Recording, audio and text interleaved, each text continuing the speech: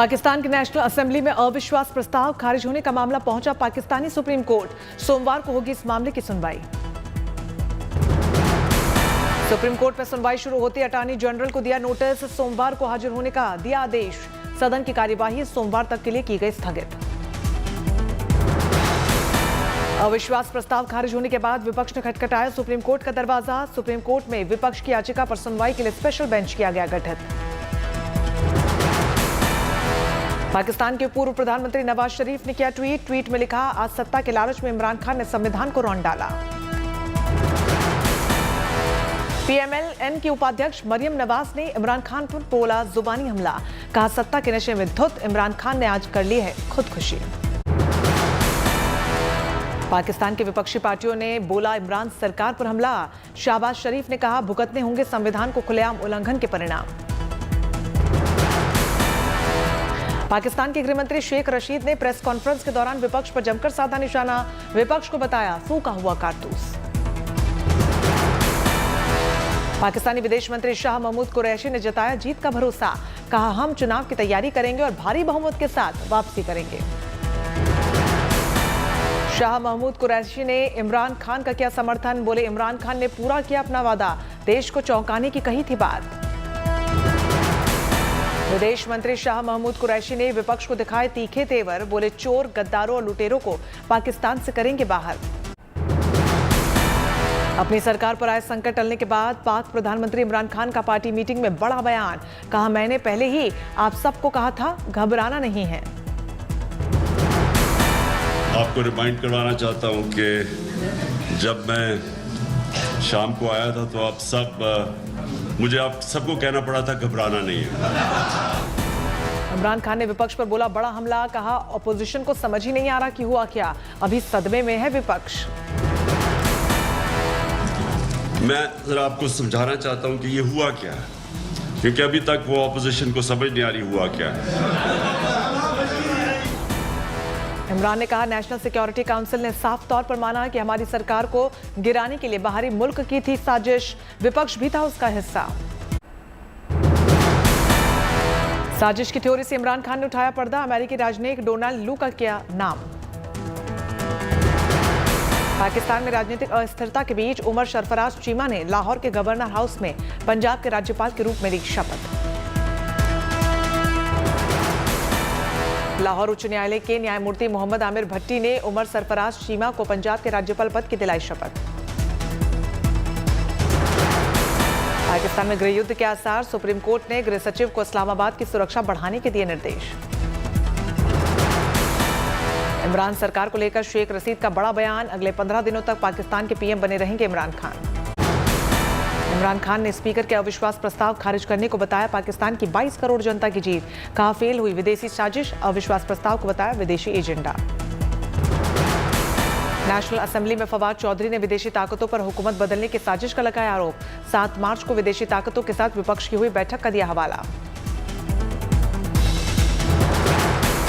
अविश्वास प्रस्ताव से पहले इमरान खान ने राष्ट्रपति आरिफ अलवी के साथ देर तक की थी बैठक। इसी दौरान नेशनल असेंबली में खारिज हुआ अविश्वास प्रस्ताव। पाकिस्तान पीपल्स पार्टी के नेता बिलावल भुट्टो ने डिप्टी स्पीकर के खिलाफ सुप्रीम कोर्ट में अर्जी देने की कही बात। कि हम नेशनल असेंबली में धरना देंगे जब तक हमारा आईनी हक ना दिया जाए, और हम अपना लॉयर से इस वक्त आज ही अभी सुप्रीम कोर्ट पहुंचेंगे कि हमारा पोलिंग, हमारा अदम एतमाद का वोट आज ही किया जाए। अविश्वास प्रस्ताव पर वोटिंग नहीं होने से विपक्ष को लगा झटका। संसद में धरने पर बैठे विपक्षी दल के नेता डिप्टी स्पीकर के फैसले को बताया असंवैधानिक। इमरान खान ने संसद भंग हो जाने के बाद लिया बड़ा फैसला। अपनी कैबिनेट की भंग। कार्यवाहक प्रधानमंत्री बने रहेंगे इमरान खान। पाकिस्तानी संसद में नाटकीय घटनाक्रम। विपक्ष ने खुद चुना अपना स्पीकर। पाकिस्तानी संसद पर विपक्ष ने किया कब्जा। स्पीकर बनाए गए अयाज सादिक ने शुरू की संसद की कार्यवाही।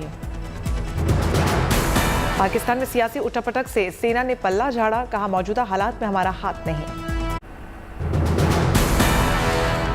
विपक्ष पर लगातार इमरान के मंत्रियों का हमला। फवाद चौधरी ने कहा, 7 मार्च को विदेशी ताकतों के साथ विपक्ष की हुई बैठक।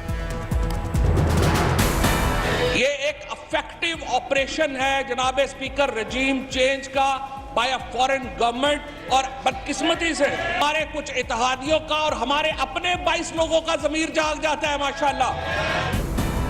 पाकिस्तान में 90 दिनों के अंदर चुनाव का ऐलान। इमरान के मंत्री ने कहा, आवाम के सामने जाने से क्यों डरता है विपक्ष। सुप्रीम कोर्ट बार काउंसिल के अध्यक्ष अहसान भून ने इमरान और डिप्टी स्पीकर की कार्रवाई को बताया संविधान के खिलाफ। कहा, संविधान के अनुच्छेद 6 के तहत देशद्रोह का चलना चाहिए केस। नवाज शरीफ पर लंदन में हमले की कोशिश, तहरीक इंसाफ पार्टी के कार्यकर्ता से सुरक्षाकर्मी ने बचाया। श्रीलंका में भी गहराया सियासी संकट। पीएम महिंदा राजपक्षे ने राष्ट्रपति गोटाबाया राजपक्षे से की मुलाकात। राष्ट्रपति से मुलाकात के बाद पूरा मंत्रिमंडल दे सकता है इस्तीफा, लिए जा सकते हैं बड़े राजनीतिक फैसले। महिंदा राजपक्षे सरकार के खिलाफ कोलंबो की सड़कों पर लोगों का जबरदस्त प्रदर्शन। बेहतर आर्थिक हालात और महंगाई से गुस्से में लोग। यूक्रेन के ओडेसा पर रूस का मिसाइल हमला, रिफाइनरी में लगी भीषण आग। मिकोलोव में रूस के हवाई हमले में मरने वालों की संख्या पहुंची 36। मलबे को हटाने का काम अब भी जारी। करौली हिंसा के बाद शहर में कर्फ्यू जारी, जांच के लिए बनाई गई एसआईटी। राजस्थान के सीएम अशोक गहलोत ने प्रधानमंत्री से मांगी मदद। कहा, ध्रुवीकरण रोकने के लिए प्रधानमंत्री देश के लोगों से करें अपील।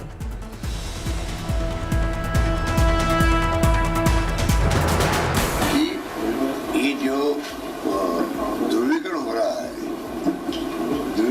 है ये उचित नहीं है। धर्म के नाम पर, जाति के नाम पर, ये देश हित में नहीं है। उसी कारण से जगह जगह पर तनाव पैदा होता है। करौली हिंसा पर विपक्ष ने गहलोत सरकार को घेरा, लगाया संगीन इल्जाम। कि पुलिस भी राजनीतिक दबाव में आकर के और जो है गलत को सही और सही को गलत करने के लिए काम कर रही है। ये निश्चित रूप से राजस्थान के लोगों के लिए चिंता का विषय है। करौली हिंसा के बाद पुलिस का फ्लैग मार्च, कानून व्यवस्था बनाए रखने के लिए प्रशासन हुआ सख्त। राजस्थान के करौली हिंसा में अब तक 33 गिरफ्तार। संघ की बाइक रैली पर पथराव के बाद हुई थी हिंसा। हरियाणा विधानसभा का 5 अप्रैल को विशेष सत्र होगा। मनोहर लाल कैबिनेट ने किया फैसला। चंडीगढ़ में पंजाब हरियाणा में तकरार बढ़ने के आसार। पंजाब विधानसभा में चंडीगढ़ को लेकर प्रस्ताव पारित किए जाने के बाद हरियाणा ने बुलाया विशेष सत्र। करनाल में 32 करोड़ परियोजनाओं की सीएम खट्टर ने दी सौगात। कहा, चंडीगढ़ हरियाणा का था, है और रहेगा। क्या कुछ रहने जिस प्रकार का कंट्रोवर्शियल इशू इन्होंने पंजाब का और चंडीगढ़ का छेड़ा है, मुझे लगता है कि कहीं ना कहीं ये भी किसी न किसी के इशारे पर कर रहे हैं। महंगाई पर कांग्रेस ने मोदी सरकार को घेरा, केंद्र को बताया पॉकेट मार सरकार। एलपीजी जो गैस है 50 रुपए उसके अभी बढ़ाए। पिछले सितंबर से और इस मार्च तक गिनने तो 140 रुपए 50 पैसे घर की गैस सिलेंडर के बढ़ा दिए। बाड़मेर में सीएम गहलोत के सामने कैबिनेट मंत्री हेमाराम चौधरी ने तेल कंपनियों को दी चेतावनी। कहा, इन्हें समझा दीजिए वरना हमें दे दीजिए, हम निपट लेंगे। दौसा में कांग्रेस का प्रदर्शन, तेल की बढ़ती कीमतों के खिलाफ उठाई आवाज। जैसलमेर में आरएसएस ने वर्ष प्रतिपदा उत्सव मनाया, रैली निकालकर लोगों को किया जागरूक। राजनीति से बिहार के पूर्व डीजीपी गुप्तेश्वर पांडे ने कन्नी काटी। कहा, मेरा दूर दूर तक राजनीति से कोई रिश्ता नहीं। वाराणसी में नेपाल के पीएम का दौरा, काल भैरव मंदिर में की पूजा अर्चना, सीएम योगी भी रहे मौजूद। काशी विश्वनाथ मंदिर में भी नेपाल के पीएम शेर बहादुर देवबा ने की पूजा, यूपी के सीएम ने भी की पूजा अर्चना। दिल्ली में हिंदू महापंचायत में एक बार फिर यति नरसिंहानंद का भड़काऊ बयान वाला वीडियो वायरल। कहा, 2029 में होगा मुसलमान पीएम और उसके बाद हिंदुओं का होगा कत्लेआम। चंद्रपुर में आसमान से गिरे रॉकेट के और भी मिले अवशेष, जांच में जुटा प्रशासन। जैसलमेर में नवरात्रि मेले में उमड़ रही श्रद्धालु, दूज के अवसर पर 1 लाख श्रद्धालुओं ने बाबा रामदेव जी की समाधि के किए दर्शन। मोतिहारी में विश्व कल्याण और शांति स्थापना के लिए अश्वमेघ का भव्य शुभारंभ, वैदिक मंत्रोच्चारण के साथ शुरू हुआ कार्यक्रम। दिल्ली, फरीदाबाद और गुड़गांव में कई जगहों पर गर्म हवाओं का थपेड़ा, सामान्य से 9 डिग्री सेल्सियस ज्यादा तापमान। आगरा दौरे पर पहुंचे भारतीय टीम के मुख्य कोच राहुल द्रविड़, पत्नी और बच्चों के साथ किया ताजमहल का दीदार। अजमेर में ख्वाजा मोइनुद्दीन चिश्ती की दरगाह के बाहर सांप्रदायिक सद्भाव का दिखा नजारा, सिंधी समाज ने पुष्प वर्षा कर जुलूस का किया स्वागत। ख्वाजा की शोभा यात्रा में तैयार की गई 50 झांकियां, सौहार्द की बिखरी रंग बिरंगी छटा। बीजेपी नेता और बिहार सरकार में मंत्री रामसूरत राय का बयान, एनडीए नेता है नीतीश कुमार, उनका प्रमोशन होने और बड़ा पद मिलने पर मुझे होगी खुशी। आदरणीय मुख्यमंत्री जी को अगर कोई प्रमोशन होता है, कोई बड़ा पद मिलता है तो बिहार के लिए गौरव की बात है, क्योंकि हमारे एनडीए के नेता हैं, हमारे मुख्यमंत्री हैं, उस तरह की उनमें क्वालिटी अगर है। रामसूरत राय ने बोचहा उपचुनाव में बीजेपी की जीत का ठोका दावा, कहा मुकेश नहीं पैदा कर पाएंगे कोई भी फर्क। मुंबई में सिविल सेवा प्रशिक्षण केंद्र का शुभारंभ, केंद्रीय मंत्री मुख्तार अब्बास नकवी मौके पर रहे मौजूद। स्पोर्ट्स काउंसिल की ओर से जम्मू कश्मीर में कायाकिंग और कैनोइंग मैराथन का आयोजन, लोगों ने उत्साह के साथ लिया हिस्सा। मणिपुर में नववर्ष की शुरुआत, इंफाल में नववर्ष को लेकर चेईरा ओबा महोत्सव का हुआ आयोजन।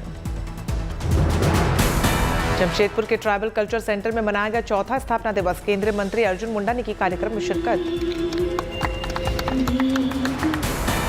सूरत में लुटेरों से भिड़ने वाली बहादुर बिटिया को पुलिस का सलाम, 10,000 का इनाम देकर किया सम्मानित। रूस यूक्रेन की जंग को पूरे हुए 39 दिन, रूस की बमबारी से दहले यूक्रेनी शहर, तेल डिपो में आग, एयरपोर्ट रनवे भी तबाह। जयपुर एजिया के पास एनरगोदर पर ताजा बमबारी, धमाकों से दहला पूरा शहर। एनरगोदर में शांतिपूर्ण प्रदर्शन के दौरान रूसी हमला, कई आम नागरिकों के जख्मी होने की खबर। यूक्रेन के पोल्टावा ओब्लास्ट में रूस का हमला, दागी 3 मिसाइल। हमले की वजह से तेल डिपो में लगी आग, स्थानीय एयरपोर्ट रनवे भी हुआ तबाह। यूक्रेन के शेपेटिवका इलाके में भी रूसी मिसाइल का हमला, इंडस्ट्रियल फैसिलिटी को किया गया target. Ukrainian special operation force को कामयाबी, रूस के हेलीकॉप्टर पर किया कब्जा। यूक्रेन के बोर्दियानका में रूसी हमले से भारी तबाही, चारों तरफ मलबा ही मलबा दिखा। बूचा शहर से आई दर्दनाक तस्वीरें, जगह जगह सड़क पर बिखरी पड़ी लाशें। बूचा में जबरदस्त जंग, यूक्रेनी